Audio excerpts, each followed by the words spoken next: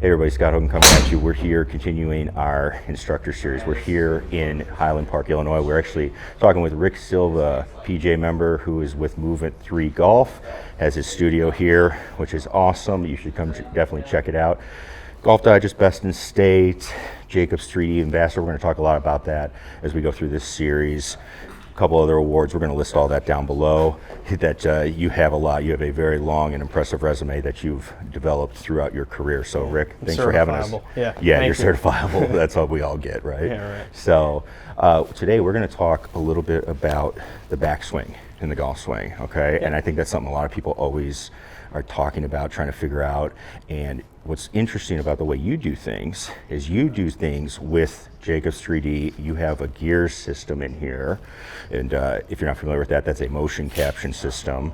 And what you can do is actually tell what's going on with kinetics in the golf swing, okay? And that's different than what people are most used to looking at in a golf swing, which we would call kinematics. So could you explain a little bit what that difference is of what you kind of do compared to what we typically have done in the past? Yeah, Scott, it's kind of just fancy words, right? So kinematics, just in the practical sense, kinematics is what we're viewing on camera, when we're looking at our favorite golfer on TV or actually in person. It's the things that we see take place.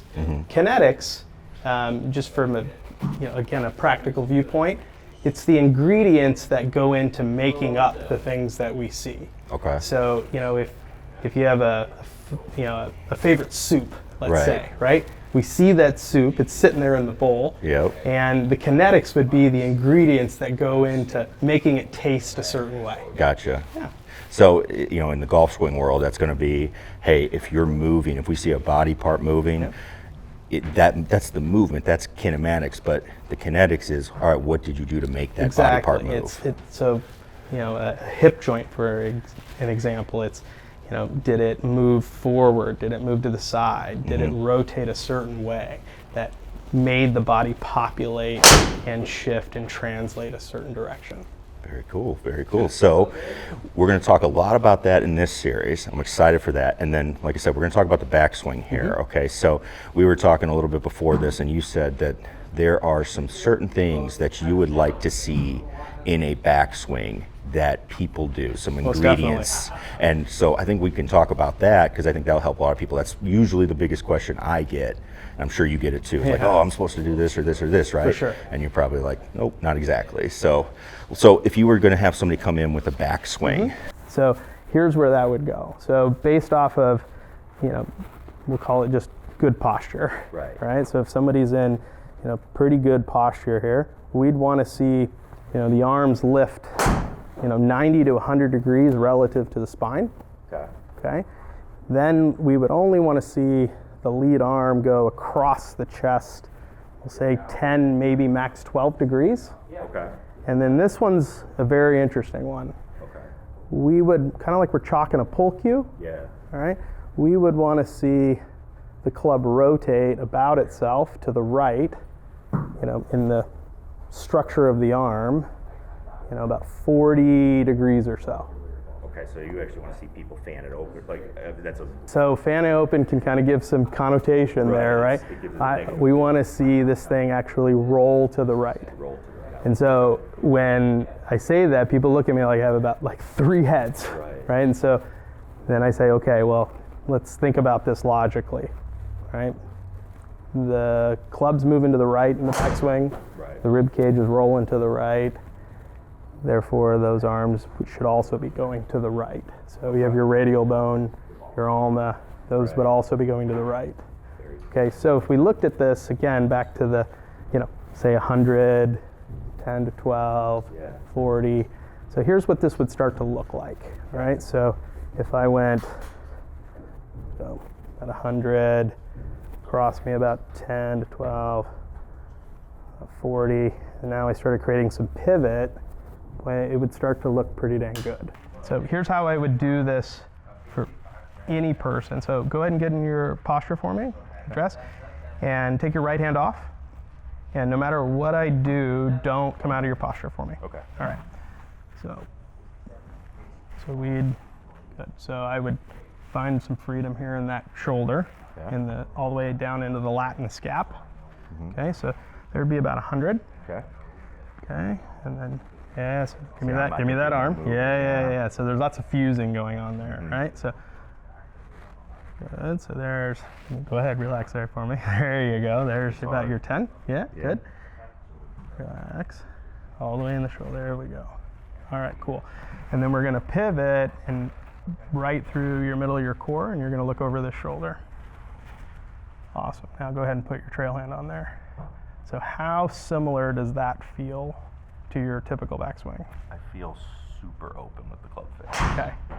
So what's interesting to that is if I start looking at just the structure of your arm and the back of your hand all the way up into the club face, that's about as square can be. And you know what I struggle with? Could you guess if I think this is open? I shut the face. Yes, sir. All right, so there are the backswing ingredients. I wanted to recap those a little bit because I know we are getting pretty deep into what's going on. A couple of things that I love that Rick does. One, he's very knowledgeable on the human body, and that's something I've always, learned from my mentor, Mike Malaska.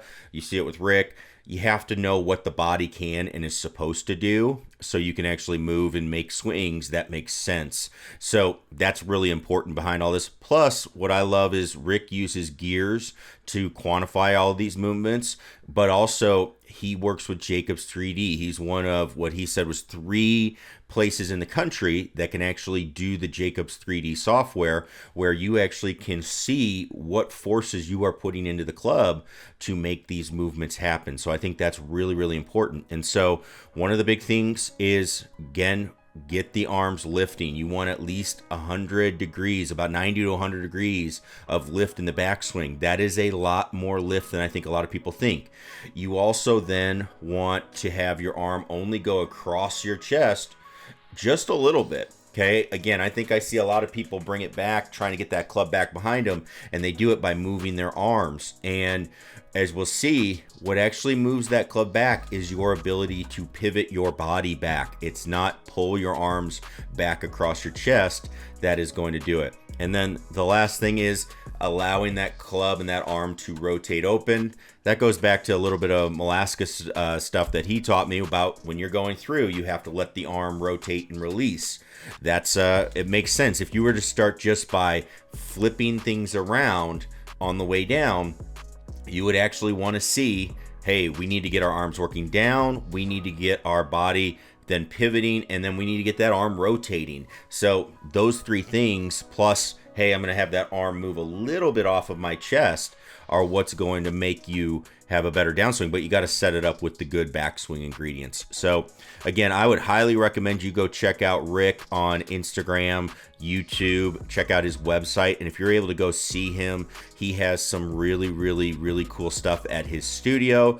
Also, he has True Spec there too. So if you're interested in how clubs are affecting you, they are right there on site as well. He is very knowledgeable about everything going on. So again, thanks everybody for watching. Please post comments and questions down below. These are things that have really helped me in my swing. And then hopefully you'll remember from the speed video, these are some of the elements that are going to help you swing faster if you get those arms freed up. So if you have questions, post them below and try this out for your backswing. See what you get and see how it feels as you're going through. I think you might find it feels pretty natural and hopefully a little bit effortless as you're going through it. All right. So again, thanks everybody for watching. Click that subscribe button if you're not a subscriber already, and we will see you in the next video.